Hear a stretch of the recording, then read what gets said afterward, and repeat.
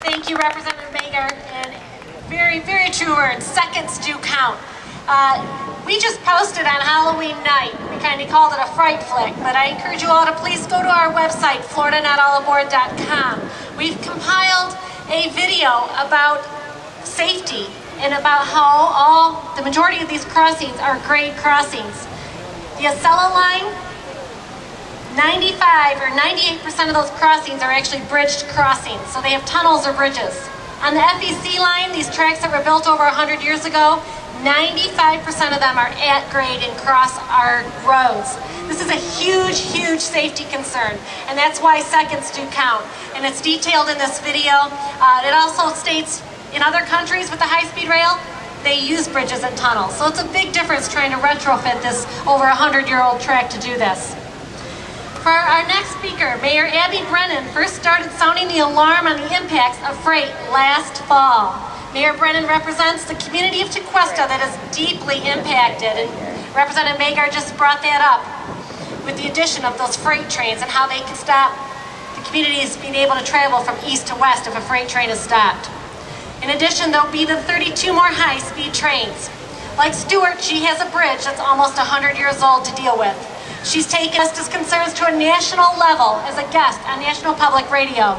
Please help me welcome an amazing woman I have had the pleasure to get to know and have great respect for her dedication to her community, Mayor Brennan.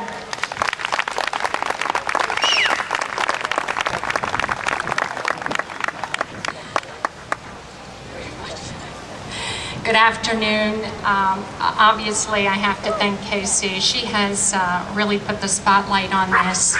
As she said, I am the mayor of Tequesta, and late last summer, I was told by a neighbor, or actually asked by a neighbor, did I know anything about a train, 32 of them coming through the village of Tequesta, over the Tequesta Bridge, the Loxahatchee River Bridge, and I didn't, and I was absolutely stunned. But as you probably have heard before, and I'll say it again, we did not have a vote. No one, not our state representative, not even Patrick Murphy, Congress, the Senate gets a vote in this. This is because they have the right of way. The right of way is something that was protected back in the 1800s by the Congress then, because, which made sense, the railroads were going to come through, go across the country, and basically all of the transportation from stagecoaches. So I can understand what happened there. What's happened subsequently is it didn't change. Even today, it didn't change. So we have a formidable opponent, you all know that. With the village, not even, say, 3 months ago, the bridge did not lock down over the Loxahatchee. Again, we go back to these freight trains when all 3 crossings and the only ways to the east, to the hospital, to US 1 was blocked, all 3 of them. We only have one way out, way to the west through Martin County. And as you heard, and I've actually done this and Googled this as well, it takes, if you're in central Tequesta, to go over the railroad tracks and get to the hospital. If you can't do it that way, it is 22 minutes. That is huge. And so this is something that we have been looking at. I said from the beginning, this isn't just about All Aboard Florida. This is about freight. But with All Aboard Florida, 32 more crossings a day, 32 opportunities for the bridge to not lock down, we then have an issue that we are unprotected. And I speak for all of the peninsula of Tequesta, which includes a section of Jupiter, unincorporated Palm Beach County, as well as over the tracks to Jupiter Island, South Jupiter Island, and Jupiter Inlet Colony, all of which our fire rescue department is contracted to provide services. Our rescue department west of the tracks, east of the tracks, US, Jupiter Island, all of these places that we could not get to. And when that 2-hour crossing, or that crossing was blocked for over 2 hours, we did have mutual aid. Palm Beach County came and provided mutual aid. The community deserves to be protected. I also want to mention something about Congressman Murphy. When we first looked at this, and rail travel has been talked about, passenger traffic, for a long, long time. And I think that it would make sense, at some point, we are growing, that there may be a few trains that would be added for passenger. That actually is the truth, and I think that that has to work. 32 trains out of nowhere.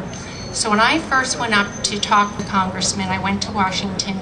He immediately went and polled all of our communities and then brought it, as he was saying, to the Secretary of Transportation, the U.S. Secretary of Transportation. I could never go there. I could never do anything like this. At the time, he was the only representative for us that actually went out and did something, and at the federal level. Same with our representative, State Representative Mary Lynn Magard.